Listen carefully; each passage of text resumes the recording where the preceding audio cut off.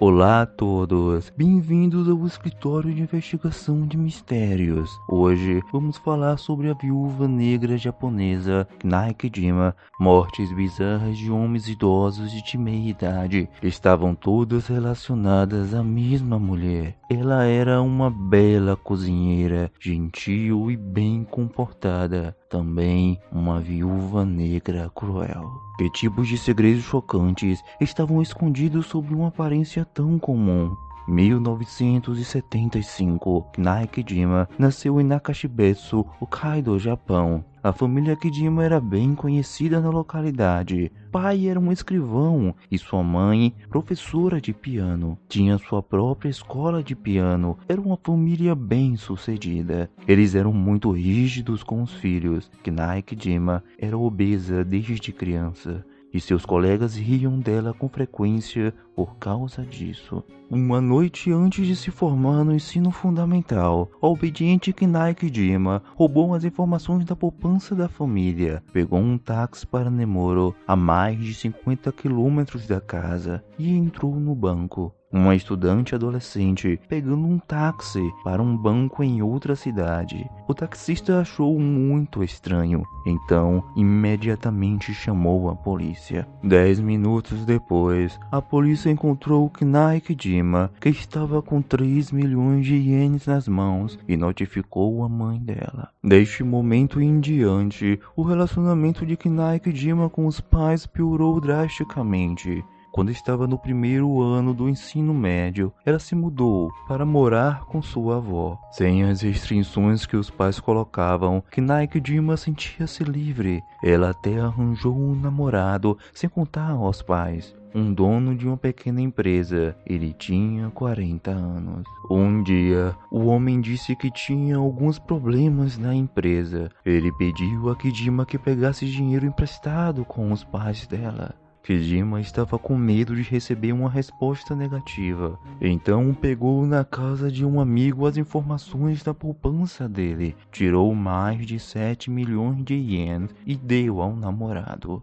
Mas não esperava que depois de pegar o dinheiro, o homem iria para Tóquio e nunca mais voltaria. 1993. Nakajima, de 18 anos, se formou no ensino médio. Ela sempre teve bom desempenho acadêmico, mas foi reprovada em todos os vestibulares. Com medo de perder o prestígio perante os colegas, ela participou de um recrutamento realizado pela sede da KFC em Tóquio. 1993, Kijima Kinai, de 18 anos, foi para Tóquio sozinha. Finalmente chegou em Tóquio como desejava, mas a vida não era tão boa quanto pensava. A intensidade de trabalho no KFC era muito alta por um salário muito baixo. Após 3 meses, Kijima pediu demissão. Para sobreviver, ela entrou em um clube de namoro. O chamado Clube de Namoro era, na verdade, um contato intermediário para cafetões. Nakajima trabalhava meio período em Tóquio, enquanto também realizava serviços especiais para homens. Nesse tempo, Nakajima mudou seu nome para Yoshikawa Sakura e começou a postar fotos de vários restaurantes sofisticados, com sobremesas requintadas que ela mesma fazia nas redes sociais. Ganhou muitos fãs por seu conhecimento gastronômico. Dessa forma, Yoshikawa Sakura se tornou influente na internet entre interessados no ramo alimentício. Em 1999, Yoshikawa Sakura Nakajima conheceu o belo e alto Suzuki em um site de namoro. Sempre quando iam namorar, Nakajima dava o seu melhor para agradar a Suzuki. Ela disse para Suzuki que era rica e tinha uma renda inesgotável. Todas as despesas, comida, bebida e diversão eram custeadas por Nakajima. Com o tempo, Suzuki desenvolveu um sentimento de dependência por Nakajima e abriu seu coração para ela, até mesmo contando sobre o suicídio da mãe quando criança. Diante de Suzuki, Nakajima se transformou como uma mãe protetora, cuidando de Suzuki, que carecia de amor materno desde a infância. Suzuki nunca duvidou quando ela afirmava ser herdeira de uma grande herança e até quis se casar com ela para passar o resto de sua vida. Suzuki era muito bem cuidado por Kejima. Não imaginava que a mulher, que parecia tão carinhosa, na verdade era uma viúva negra cruel. O dinheiro que ela usava para sustentá-lo fora obtido fraudando outros homens, a fim de manter o enorme custo de criar Suzuki e satisfazer suas vaidades. Tenai Kejima começou a procurar outros homens que pudessem oferecer dinheiro. Então criou uma conta em certos sites de namoro. Naquela época, a maioria dos sites de namoro tinha como finalidade o casamento. Esses tipos de sites eram um tipo de canal muito bom para ajudar japoneses mais velhos a encontrar namoradas para casar. A primeira vítima de Kinai Kejima foi Takao Terada, encontrado nesse site.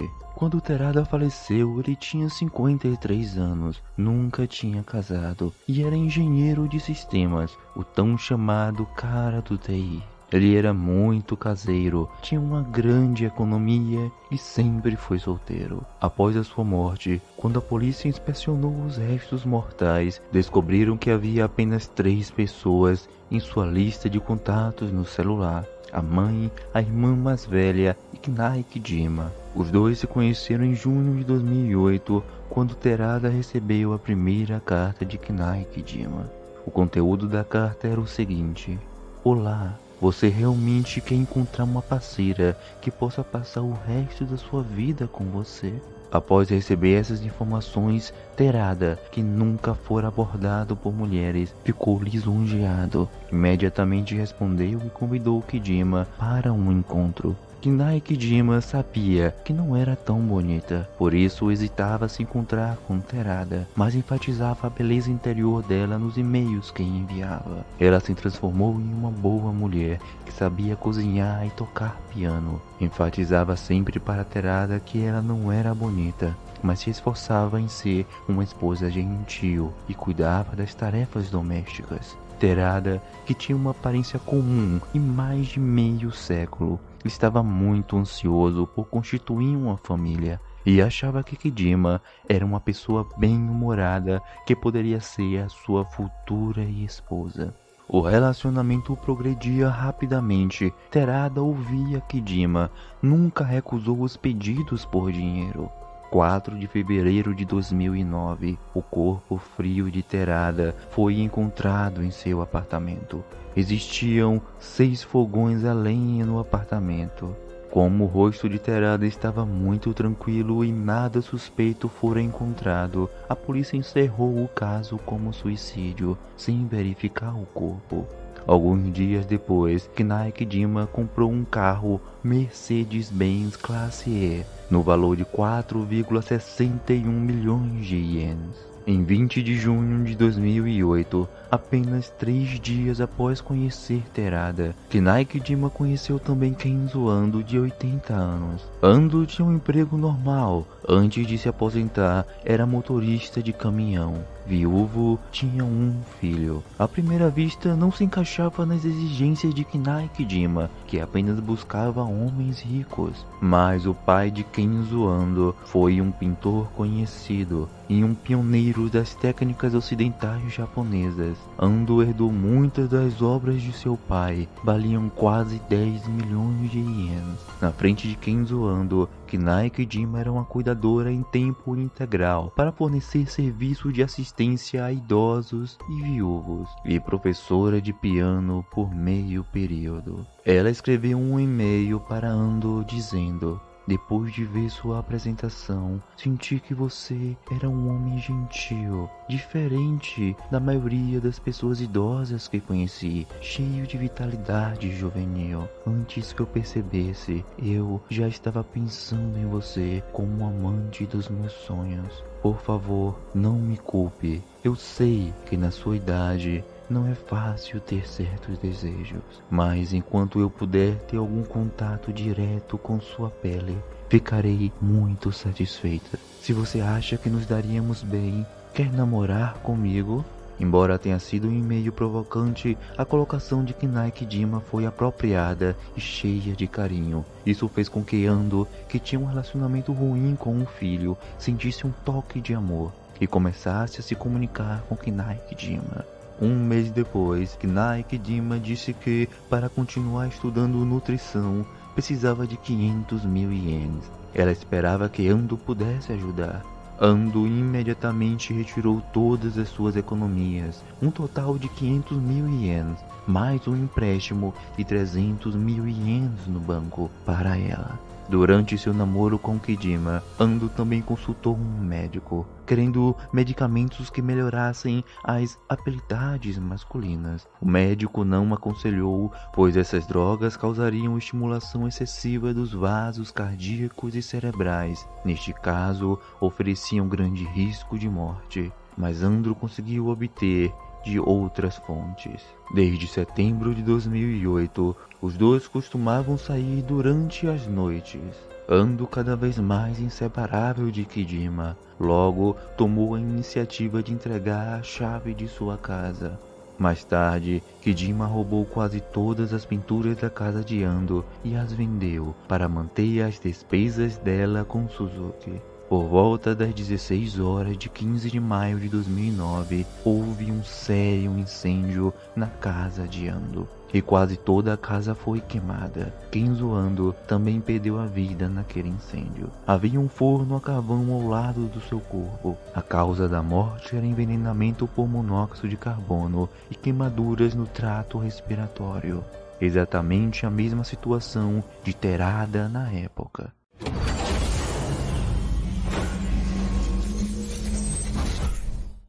13 de julho, 2 meses após a morte de Kenzo Ando, Kijima conheceu sua última vítima, Yoshiyuki Oida. Pode-se dizer que Yoshiyuki Oida era o típico homem independente da mãe. Aos 41 anos ainda morava com ela.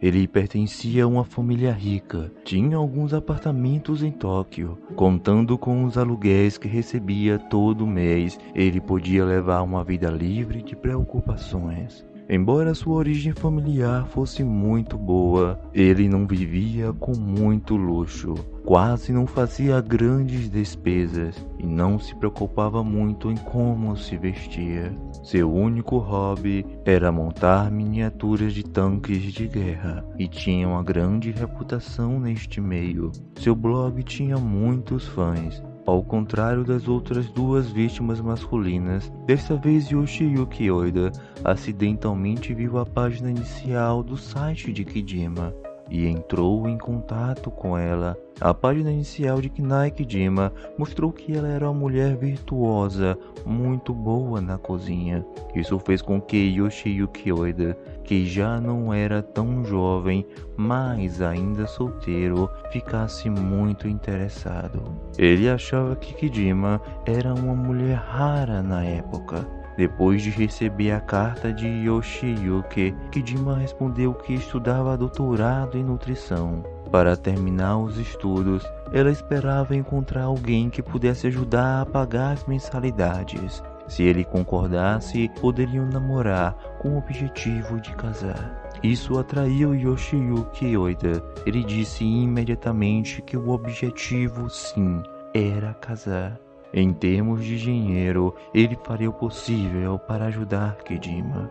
Então Kijima enviou outra carta. Se fosse para namorar sério, para ela a boa forma física era muito importante e esperava encontrá-lo o mais rápido possível. Se realmente desejasse casar, que não houvesse problemas em tomar medidas anticoncepcionais. Yoshiyuki Oida, que estava solteiro há muito tempo, imediatamente acendeu sua paixão após receber essa carta. 2 dias depois, os dois se encontraram. Naquela noite, a mãe de Yoshiyuki percebeu a felicidade sem fim de seu filho e perguntou o motivo. Yoshiyuki contou todos os detalhes de seu encontro com Kijima, do início ao fim. Quando a mãe perguntou sobre a aparência de Kijima, daí Yoshiyuki Yoshiyuki respondeu: ela na verdade é um pouco acima do peso, mas isso não importa. Depois de 3 dias, qualquer mulher é igual. Tendo uma boa personalidade, o resto não tem problema.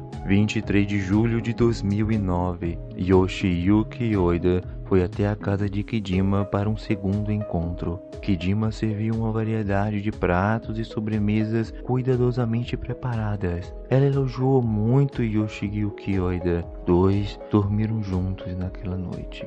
Manhã do dia 24, Yoshiyuki Oida transferiu 4,7 milhões de ienes para a conta de Kidima. Ele estava caído aos seus pés e disse para a mãe que desejava passar o resto de sua vida com Kidima. As montagens que eram tão importantes para ele foram abandonadas, assim como o bloco de modelos. Yoshiyuki Oida revelou a todos sua vontade de se casar. Na verdade, eu, de 41 anos, estou preparando para me casar recentemente. Hoje vou conhecer a família da minha noiva. Depois disso, terei uma viagem de 3 dias e 2 noites. Após o casamento, talvez não consiga fazer modelos por certo tempo, mas com certeza voltarei. Por favor, esperem por mim.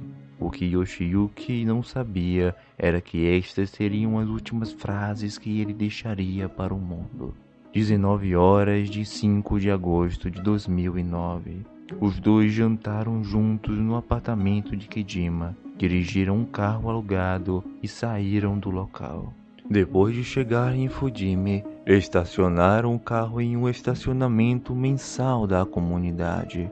Cerca de 20 horas depois, o funcionário do estacionamento encontrou o corpo de Yoshiyuki Oida. Seu rosto estava em paz quando ele morreu, e não havia nenhum vestígio de luta no carro.